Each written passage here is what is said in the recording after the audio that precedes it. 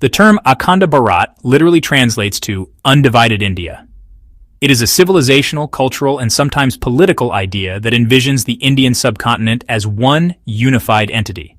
The vision is rooted in the historical memory of the Indian subcontinent before the partition of 1947, and in even older times when the concept of Bharatvarsha appeared in ancient Indian texts. Over the years, the idea has been interpreted in different ways, ranging from a spiritual and cultural unity to a more political vision of geographical integration. To understand Akhanda Bharat, one needs to examine its origins, its significance in contemporary discourse. The idea of Akhanda Bharat. In ancient texts like the Mahabharata and Puranas, the term Bharatvarsha referred to the land between the Himalayas and the seas. It wasn't a nation-state in the modern sense, but a civilizational geography bound by cultural values, traditions, and shared spiritual philosophies. During the Mauryan and Gupta periods, large parts of the subcontinent were politically unified. Ashoka's empire, for example, stretched across almost the entire subcontinent. Under British colonial rule, India was administered as one large political unit with regional princely states. The partition of 1947, which created India and Pakistan, and later Bangladesh in 1971, shattered this political unity and left deep scars of violence and displacement. For many thinkers, activists, and spiritual leaders, Akhanda Bharat became an idea of restoring unity.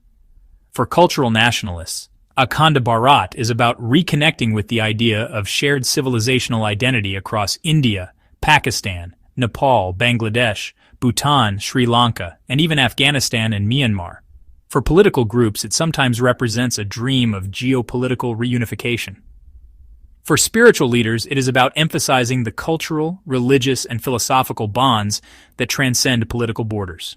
Benefits of Akhanda Bharat. Whether viewed spiritually or politically, the idea of Akhanda Bharat is seen to bring several potential benefits. The subcontinent shares a deeply interconnected cultural fabric: festivals, languages, art, food, music, and spiritual traditions. Ancient centers of learning like Nalanda and Takshashila were magnets for scholars from across the region. Re-establishing unity could help revive this civilizational exchange. Shared heritage can foster harmony and reduce hostility between neighboring countries. Together, the combined population of India, Pakistan, Bangladesh, Nepal, Bhutan, Sri Lanka, and Afghanistan would exceed 2 billion people, making it the world's largest market.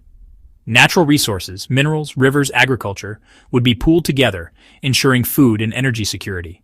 Economic integration, similar to the European Union, could make the region a global economic powerhouse. As a unified bloc, Akhanda Bharat would control key sea routes in the Indian Ocean, making it a decisive global player. It would counterbalance the influence of China and Western blocs.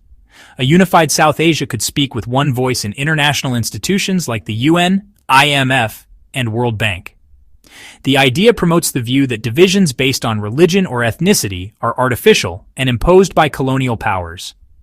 Overcoming historical animosities could reduce conflicts, insurgencies, and border disputes. Regional peace would redirect resources from military expenditure to development. Is Akhanda Bharat achievable? The question of achievability is where idealism meets reality. While the vision is inspiring, several factors make the actualization of Akhanda Bharat extremely complex. India, Pakistan, and Bangladesh were created out of deeply painful partitions based on religious identity. These divisions continue to influence politics and national narratives. Borders today are not just lines. They are tied to national sovereignty, security concerns, and collective memories of conflict. No current political leadership in neighboring countries favors giving up sovereignty for unification. Religious polarization, especially between India and Pakistan, has widened since 1947. Identity politics in South Asia is strong. Ethnic groups in Nepal, Sri Lanka, or Bangladesh often resist domination by larger neighbors. For many, Akhanda Bharat is seen not as unity, but as potential hegemony by India. Global powers like the US, China, and Russia would not support such unification, as it would create a massive bloc that challenges their influence. China, in particular, benefits from divisions in South Asia, for example, its close ties with Pakistan. Even within South Asia, smaller nations may fear being overshadowed by India's size. Even if complete political unification seems unlikely, the spirit of Akhanda Bharat can still be realized in softer forms. Encourage student exchanges, art festivals, film collaborations, and joint historical research. Revive the shared heritage of Buddhism, Sufism, and Bhakti traditions that transcend borders. Expand trade agreements under SAARC, South Asian Association for Regional Cooperation. Build infrastructure that connects the region, railways, energy grids, digital networks. Simplify visa regimes for pilgrims, families, and tourists. Promote cross-border sports, such as cricket tournaments or cultural leagues. In essence, Akhanda Bharat does not have to mean one flag or one government. It can mean regional integration, modeled on the European Union, where nations retain sovereignty but cooperate in deeper ways. Thank you for watching. If you found the video insightful, hit the like button and subscribe, and will see you in the next video.